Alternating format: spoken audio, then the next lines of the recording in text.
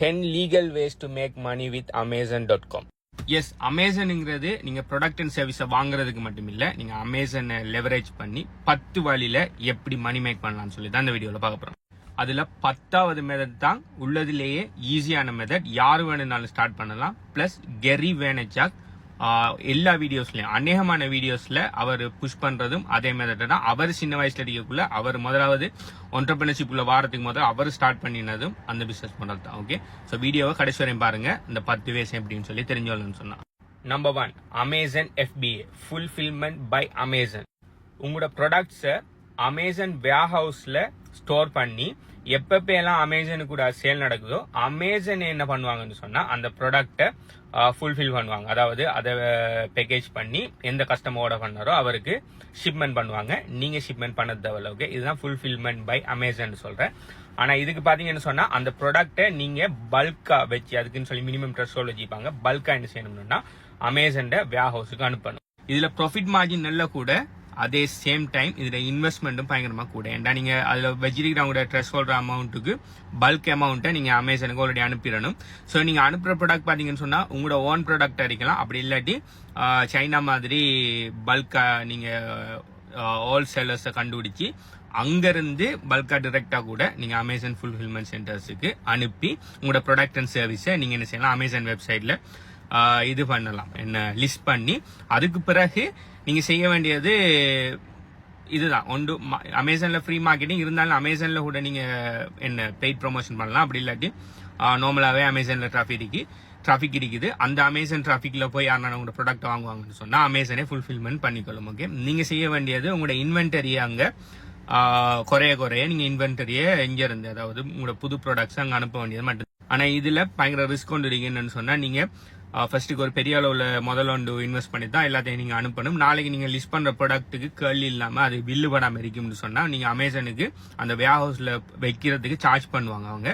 So நீங்க சேல்ஸே இல்லாம அவனுக்கு வாடகை கட்டிட்டு இருக்க வேண்டி வரும். ஸோ அதுல லொஸ்ட் ஆகிறதுக்கு நிறைய சான்ஸ் இருக்கு. ஆனா உங்களோட ப்ராடக்ட் நல்ல ஹை டிமாண்ட் இருக்கிற லோ காம்படிஷன்ல இருக்கிற ப்ராடக்ட் இருக்கும்னு சொன்னா கண்டினியூஸா சேல் நடக்கணும்னா இது வேற லெவல் பிசினஸ். எனக்கு தெரிஞ்சு ஸ்ரீலங்காவில் கூட சிலாக்கள் செய்யறாங்க, செஞ்சுறாங்க.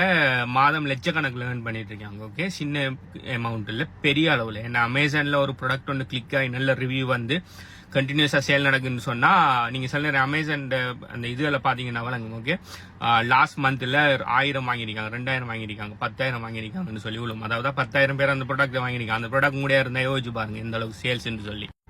நம்பர் 2, அமேசான் அசோசியேட், அதாவது அமேசான் அஃபிலியேட் ப்ரோக்ராம். ஓகே, அமேசான்ல பாத்தீங்கன்னு சொன்னா லட்சக்கணக்கில் ப்ராடக்ட்ஸ் இருக்கு. அதுல எந்த ப்ராடக்ட் வேணும்னாலும் நீங்க அமேசான் வெப்சைட்டுக்காக கீழே போய் அமேசான் அசோசியேட்ஸ் இருக்கும், அதில் போய் நீங்க ரெஜிஸ்டர் பண்ணீங்கன்னு சொன்னா நீங்க எந்த ப்ராடக்ட் வெப்சைட்டுக்கு போனாலும் மேல உங்களுக்குன்னு சொல்லி ஒரு யூனிக் லிங்க் கொண்டு தருவாங்க. ஓகே, அந்த லிங்க் பாத்தீங்கன்னு சொன்னா அந்த ப்ராடக்ட்டுக்குரிய அஃபிலியேட் லிங்க்.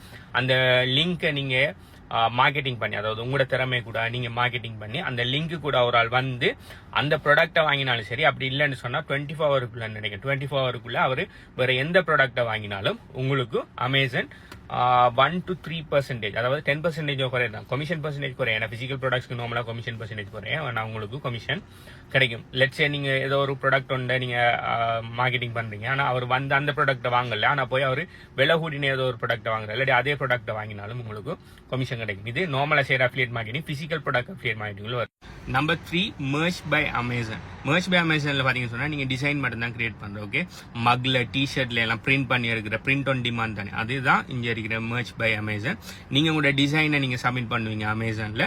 அந்த டிசைன் யாருக்கு நான் பிடிச்சி யாருனானே அவங்களோட டிஷர்ட்லயோ அப்படி இல்லாட்டி அவங்களோட மக்லயோ அப்படி எங்கனான வால்பேப்பர் மாதிரி எங்கனான அந்த உங்களோட டிசைனை யாரான வாங்குவாங்கன்னு சொன்னா அமேசானே என்ன பண்ணும் சொன்னா பிரிண்ட் பண்ணி அந்த டிசைனை பிரிண்ட் பண்ணி அந்த கஸ்டமருக்கு சென்ட் பண்ணும். அந்த டிசைன் உங்களங்கிறதுக்காக உங்களுக்கு ராயல்டி மாதிரி உங்களுக்கு ஒரு கமிஷன் வந்து கிடைக்கும். ஓகே, இதுதான் மெர்ச் பை அமேசான். ஸோ உங்களுக்கு டிசைனிங் நல்லா வரும், உங்களுக்கு நல்ல கிரியேட்டிவிட்டியான ஆளா இருப்பீங்கன்னு சொன்னா நீங்க தாராளமே செய்யலாம். Number 4, Amazon Kindle publishing. Okay, இது என்னன்னு சொன்னா இபுக் செல் பண்ற. அதாவது நீங்க உங்களுக்கு ஏதாவது ஒரு நிச்சில் உங்களுக்கு நல்ல திறமை இருக்குன்னு சொன்னா அந்த நிச்சில் நீங்க ஒரு இபுக் ஒன்று கிரியேட் பண்ணி அந்த இபுக்கு அமேசான்ல சேல் போடலாம். அந்த புக்குக்கு சேல் போகணும்னா கண்டினியூஸா அமேசான் உங்களுக்கு ராயல்ட்டி வந்து தரும். ஓகே, ஸோ இது பாத்தீங்கன்னு சொன்னா one time creation life time selling.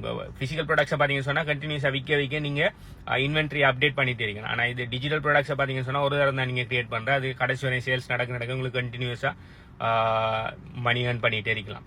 Number 5 Amazon handmade. Amazon handmade சொன்னா நீங்க கைவண்ணம்னு சொல்றேன். நீங்க எதுனான ஒரு ப்ராடக்ட் உண்டு என்னென்ன கையால உருவாக்குறது, என்னென்ன பேப்பரால இல்லாட்டி கார்ட்போர்டால என்னென்ன உருவாக்குறது, இல்லை நீங்க திறமையான ஆள் அப்படி இல்லாட்டி என்னென்ன சம்திங் என்னென்ன யூனிக்கா அவங்களால கையால செய்யக்கூடிய ஒரு ஆளா இருப்பீங்கன்னு சொன்னீங்கன்னா நீங்க உங்களோட டிசைனை நீங்க செஞ்சு அதில் அப்லோட் பண்ணீங்கன்னு சொன்னா, அதாவது இல்லை டிசைன் மட்டும் இல்லை, நீங்க அதை செஞ்சு நீங்க உங்களோட இதை லிஸ்ட் பண்ணுவீங்க. நாளைக்கு அதை பார்த்து யாருன்னா வாங்குவாங்கன்னு சொன்னா நீங்க அதை இது செய்யலாம், என்ன அவருக்கு சென்ட் பண்ணலாம். ஆனால் நீங்க தான் சென்ட் பண்ணணும். அமேசான் வேர் ஹவுஸுக்கு அனுப்பி சென்ட் பண்ணிடலாம், நீங்க தான் டிரெக்டா சென்ட் பண்ணணும். ஆனால் அமேசான் உங்களுக்கு மார்க்கெட்டிங் அதாவது பிளாட்ஃபார்மா தொழிற்படும், அதாவது கஸ்டமர்ஸ் உங்களுக்கு தார பிளாட்ஃபார்மா. ஸோ யாரும் உங்களோட டிசைனை பார்த்து வாங்குவாங்கன்னு சொன்னா அவங்க அமேசானுக்கு கூட பேமெண்ட் பண்ணுவாங்க. பேமெண்ட்ல ஒரு சின்ன பெர்சன்டேஜ் அமேசான் எடுத்துட்டு உங்களுக்கு பேமெண்ட் தரும். நீங்க ஷிப்பிங் அண்ட் ஹேண்டிலிங்க நீங்க பார்த்துக்கொள்ளணும். ஓகே, நீங்க உங்களோட விஷயத்தை நீங்க செஞ்சு நீங்க அந்த கஸ்டமர்ஸுக்கு அனுப்பணும். நம்பர் 6 செல் பிரைவேட் லேபிள் ப்ராடக்ட். இப்போ பிரைவேட் லேபிள்னா என்னன்னு சொன்னா நிறைய சைனீஸ் கம்பெனியில் என்ன பண்ணுவாங்கன்னு சொன்னா அவங்க ப்ராடக்ட்ஸ் உற்பத்தி பண்ணுவாங்க. ஆனா அவங்க பிரைவேட் லேபிள் அப்ரூவல் பண்ணிருப்பாங்க. அது எப்படின்னா அவங்களோட லோகோவோ அவங்களோட நேமோ போட மாட்டாங்க, ஜஸ்ட் ப்ராடக்ட்டை மட்டும் செல் பண்ணுவோம். ஆனா நீங்க பிரைவேட் லேபிள் பண்ணலாம். இப்போ நீங்க எங்கள்கிட்ட பல்கா ஆர்டர் பண்ணீங்கன்னு சொன்னா உங்களுக்கு பிரைவேட் லேபிள் தருவோம்னு சொல்லுவாங்க.